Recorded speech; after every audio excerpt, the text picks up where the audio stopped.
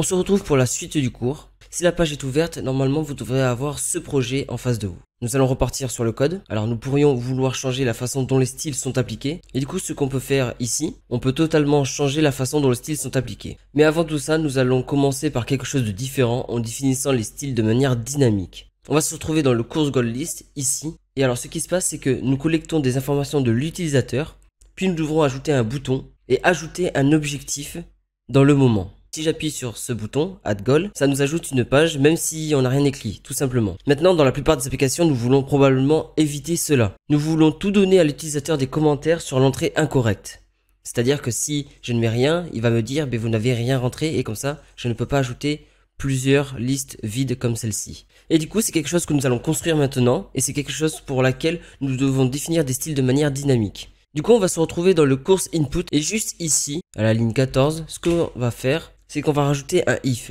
Et on va vérifier si la valeur est bien saisie ou non. Du coup, on va mettre entered value. Et là, on va mettre quelque chose qu'on n'a jamais mis. Ça s'appelle trim. C'est une méthode en fait intégrée qui supprime les espaces en excès et au début. Du coup, c'est ça qui va nous aider. Donc si nous sommes bons et qu'on a vérifié la longueur est maintenant égale à 0. Car nous savons que l'entrée est essentiellement vide. Du coup, on va rajouter point comme ceci. Voilà, comme ceci. Petite erreur de ma part, excusez-moi. On va le mettre comme ceci. Et du coup, pour le mettre à 0, on va faire comme ceci. En bas, vous allez mettre return. Par conséquent, cette ligne de code ne sera pas exécutée, car l'exécution de la fonction s'arrête lorsque vous revenez et que nous avons terminé. Le problème maintenant, c'est est-ce que nous nous sommes bien assurés que nous pouvons ne pas ajouter d'objectifs vides. On va retourner sur notre page. Hop, on va la remettre bien. Et là, imaginons si j'appuie sur Add. Là, j'appuie. Il ne se passe rien, comme vous pouvez voir. Vu que là, je n'ai rien marqué, ça ne marchera pas. Mais si je marque, imaginons, bonjour.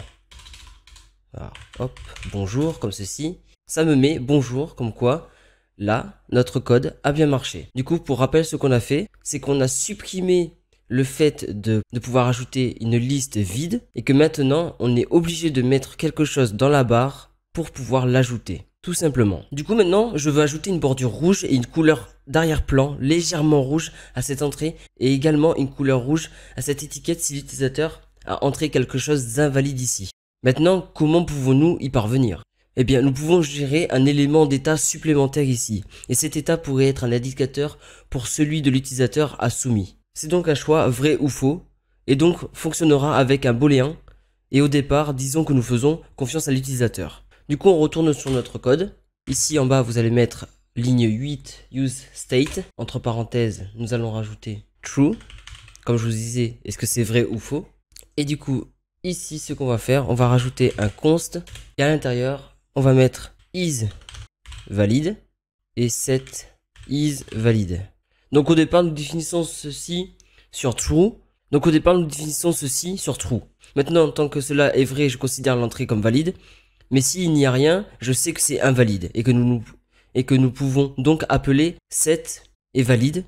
Donc appeler set est valide pour le définir sur false parce que ce que l'utilisateur a entré est soumis définitivement n'est pas valide. Du coup, on va retourner ici et on va mettre set is valide et entre parenthèses false. Du coup, maintenant, si c'est faux, je veux appliquer au style que je viens de dire et le moyen le plus simple de le faire est d'ajouter le style en ligne ici à l'étiquette. Par exemple, ici, style.